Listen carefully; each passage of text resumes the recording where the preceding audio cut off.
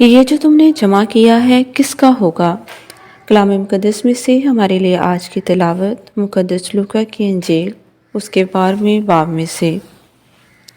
ایک دن ہجوم میں سے کسی نے یسوع سے کہا کہ اے استاد، میرے بھائی سے کہہ کہ میراث کا میرا حصہ مجھے دے۔ مگر یسوع نے اس سے کہا کہ میاں، کس نے مجھے تم پر قاضی یا مقسم مقرر کیا؟ تب یسوع نے ان سے کہا کہ خبردار ہو اور سارے لالچ سے کنارہ کرو، کیونکہ کسی کی زندگی اس کے مال کی فراوانی پر منحصر نہیں۔ پھر یسوع نے ان سے ایک تمثیل کہی کہ کسی دولت مند کی زمین میں بہت فصل ہوئی، اور وہ اپنے دل میں سوچ کر کہنے لگا کہ میں کیا کروں، کیونکہ میرے ہاں جگہ نہیں جہاں اپنی پیداوار جمع کروں۔ اور اس نے کہا، میں یہ کروں گا کہ اپنی کوٹھیاں ڈھاؤں گا اور بڑی بناؤں گا، اور وہاں اپنا تمام اناج اور مال جمع کروں گا، اور اپنی جان سے کہوں گا کہ اے جان، تیرے پاس بہت سا مال بہت برسوں کے لیے جمع ہے، چین کر، کھا پی، عیش کر۔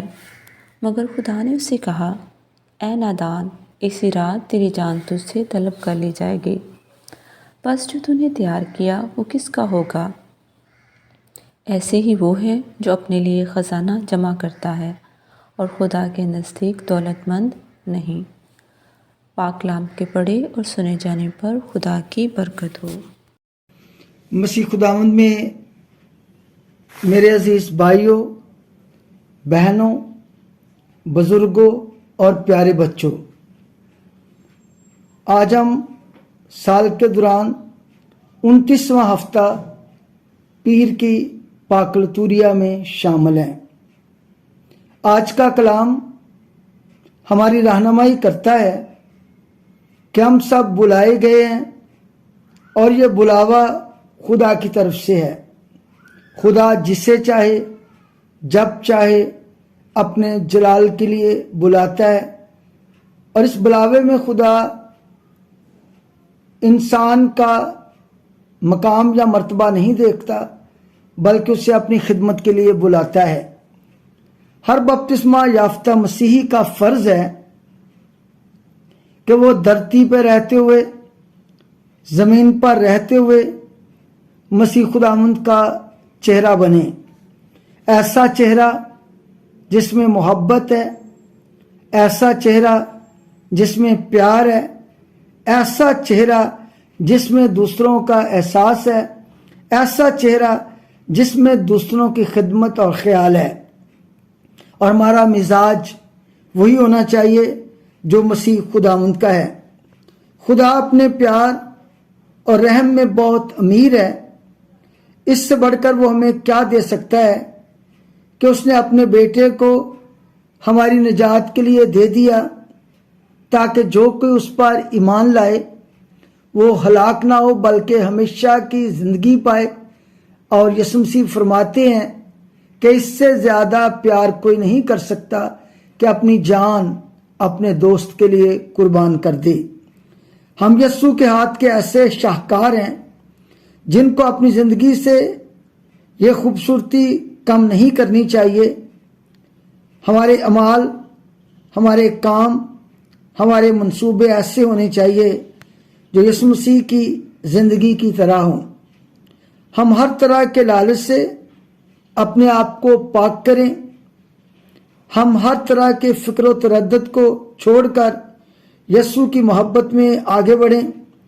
زندگی کی فراوانی دنیا کے مال پر محیط نہیں ہے۔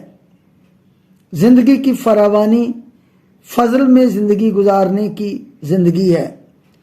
دنیا کا مال جمع کرنے کی بجائے ہمیں اس بات پر توجہ دینی ہے کہ خدا کی نظر میں ہم کتنے مالدار ہیں۔ ہم جتنا مرضی خزانہ جمع کر لیں، جتنی مرضی دولت جمع کر لیں، جتنا مرضی ہمارا مقام اور مرتبہ ہو، لیکن اگر ہمارا خدا کی نظر میں کوئی مقام اور مرتبہ نہیں ہے تو ساری دولت بیکار ہے۔ ہم اپنی زندگی کے خود نگران ہیں۔ ہم بلائے گئے ہیں کہ اپنے وقت، صلاحیتوں، خوبیوں اور چیزوں کے ذریعے دوسروں کی مدد کریں۔ یہ شراکت کئی طریقوں سے ہو سکتی ہے۔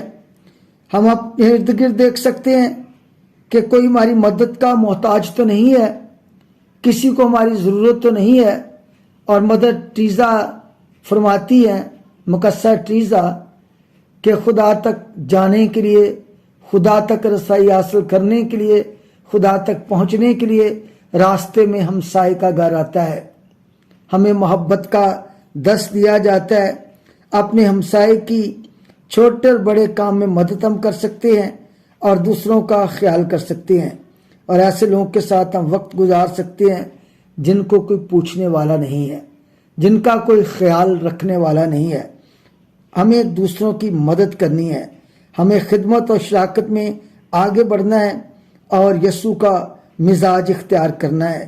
یاد رکھیں کہ یسوع کو اپنی زندگی کا مرکز بنائیں، یسوع کو اپنی زندگی میں آئیڈیل بنائیں اور اس کے مطابق زندگی گزاریں۔ دنیا کی ساری شان و شوکت، دنیا کی ساری دولت بیکار ہے اگر ہماری زندگی میں یسوع نہ ہو۔ تو آئیے یسوع بنیں، یسوع کا پیار بانٹیں، یسوع کی محبت بانٹیں اور دوسروں کا خیال اور احساس کریں۔ آمین۔